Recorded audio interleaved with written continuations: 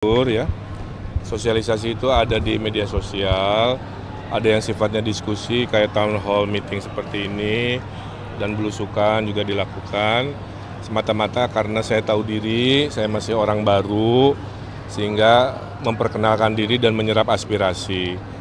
Ada yang dibacakan tadi lewat sosial media, ada yang bertanya langsung, dan bagi saya ini sangat menyenangkan karena bisa menjelaskan visi misi dan menyerap aspirasi dengan sangat baik. Ada dua yang saya anggap paling luar biasa ya. Yang pertama aspirasi dari kaum disabilitas yang masih merasa curhatan ibu tadi belum mendapatkan kehidupan dan eksistensi warga yang layak ya, tentang perluasan subsidi transportasi, pendidikan, pekerjaan dan lain-lain. Saya kira konsep Jakarta berkeadilan tentu kita akan maksimalkan kepada kelompok-kelompok yang perlu dilindungi negara. Yang kedua yang menarik tadi, ternyata ormas-ormas di Jakarta rindu untuk bikin acara-acara informal sehingga terjadi komunikasi antar ormas itu saling kenal. Kalau antar ormasnya sering musyawarah, sering bertemu, akan mengurangi potensi konflik horizontal, mengurangi potensi bertengkar sesama ormas di tengah masyarakat dan lain-lain lah kira-kira begitu. Jadi sebagian saya bawa pulang sebagai oleh-oleh pengetahuan untuk dirapihkan di visi misi, sebagian mendengarkan apa rencana-rencana yang tentunya sedang disiapkan oleh pasangan Ridho. Saya kira itu. Kang Emil, konsep acara pada sore hari ini? Ya ini dari tim kreatif aja, bark itu bahasa Inggris yang artinya menggonggong, jadi orang boleh memaki, mengkritisi selama tidak body shaming lah ya, yang dikritisi, yang dimaki adalah programnya, gagasannya silahkan. Kenapa? Karena kita kan sudah memilih demokrasi, jadi istilahnya itu aja ya, bongkar aspirasi Ridwan Kamil. Oh siapa yang nanya?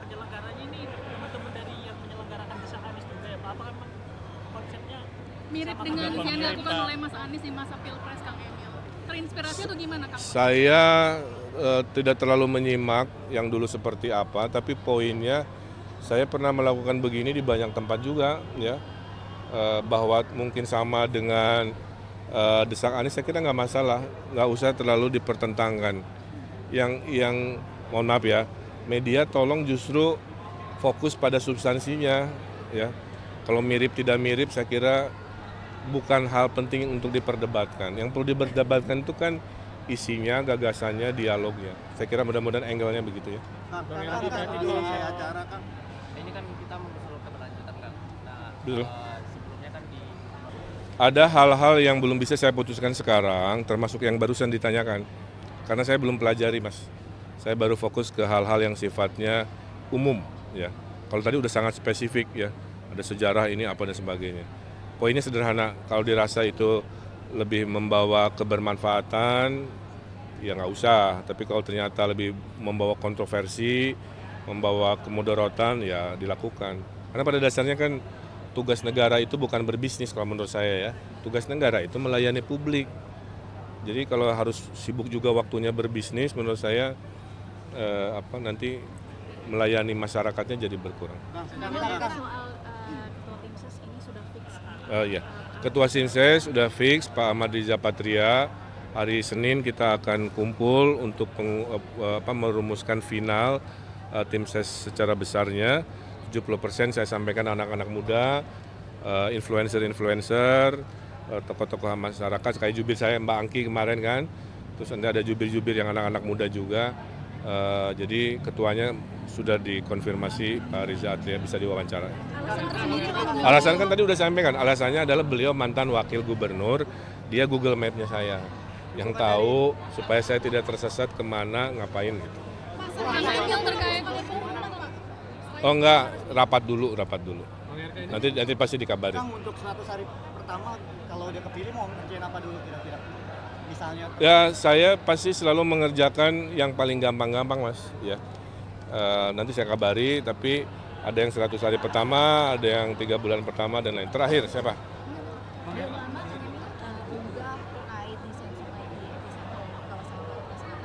Lalu menuai banyak komentar dari netizen, bahkan ada yang menanggapi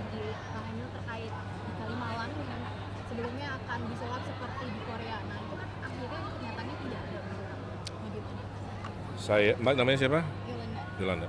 Saya minta Mbak Yolanda datang ke lokasi atau menggoogle Ridwan Kamil meresmikan tahap 1 Kalimalang Bekasi. Itu aja jawabannya. Bahwa tidak selesai 100% karena ada jalan tol Becakayu mengambil alih lahan perencanaan. Jadi kalau dibilang tidak ada, ya itu bukan fakta. Supaya akurat, Mbak bisa ke Bekasi lihat sendiri atau menggoogle bagaimana saya meresmikan penataan Kalimalang tahap 1. Terkait konsep kampanye yang seperti ini, apakah bakal dilakukan secara rutin?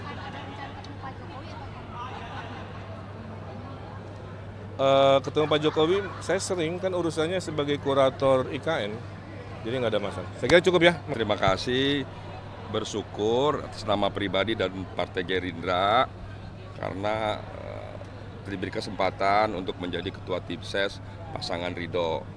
Saya ditelepon oleh Bang Dasko, Pak Prabowo dan Pak Ridwan Kamil dan pimpinan lainnya. Ya. Mudah-mudahan amanah ini kami telah membentuk struktur dan tim sukses pemenangan pasangan Ridho dari 15 partai yang berkoalisi dan juga melibatkan tokoh-tokoh dan generasi muda, generasi milenial seperti sampaikan tadi Bang Emil akan lebih banyak ya memberikan kesempatan generasi-generasi muda yang cerdas, yang keren, yang kreatif seperti Anggi nih, yang muda-muda, yang ganteng, yang cantik, yang memiliki integritas ya untuk bisa membantu ya pemenangan daripada pasangan Ridho. Pak, ini hanya strategi promosinya seperti apa? Karena Kang Emil ini kan sebenarnya di Jakarta masih pro kontra gitu. Ya, seperti yang sudah disampaikan berkali-kali oleh Bang Emil ya. Bang Emil ini punya pengalaman sebagai wali kota Bandung dan gubernur Provinsi Banten. Gubernur Provinsi Banten itu adalah provinsi dengan jumlah penduduk terbanyak di Indonesia. Jadi bisa sukses memimpin Jawa Barat. Jakarta penduduknya 10.500.000. Insya Allah ya, Bang Emil dan Bang Suswono akan dapat memimpin dan membawa Jakarta lebih baik lagi dan lebih maju lagi.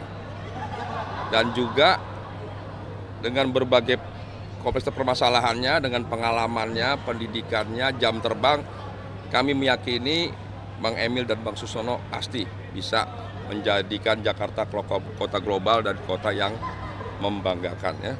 Terkait dengan masyarakat ya, masih ada pro kontra, itulah demokrasi yang harus kita hargai, kita hormati. Pada akhirnya saya meyakini warga Jakarta akan senang, akan jatuh cinta, dan akan bangga dengan Bang Emil dan Bang Suswono. Ya. Karena Bang Emil ini orangnya sangat membuka ruang dialog, diskusi, santun, baik, ramah, bijaksana. Ya. Seorang pemimpin yang selalu mengedepankan dialog. Nah, jadi insya Allah warga Jakarta yang sangat cerdas, yang kritis, ketemu pemimpin yang mau dialog, pemimpin yang pinter, bukan pemimpin yang sombong. Ya. Jadi insya Allah dengan kepemimpinan Bang Emil, Jakarta akan menjadi lebih baik.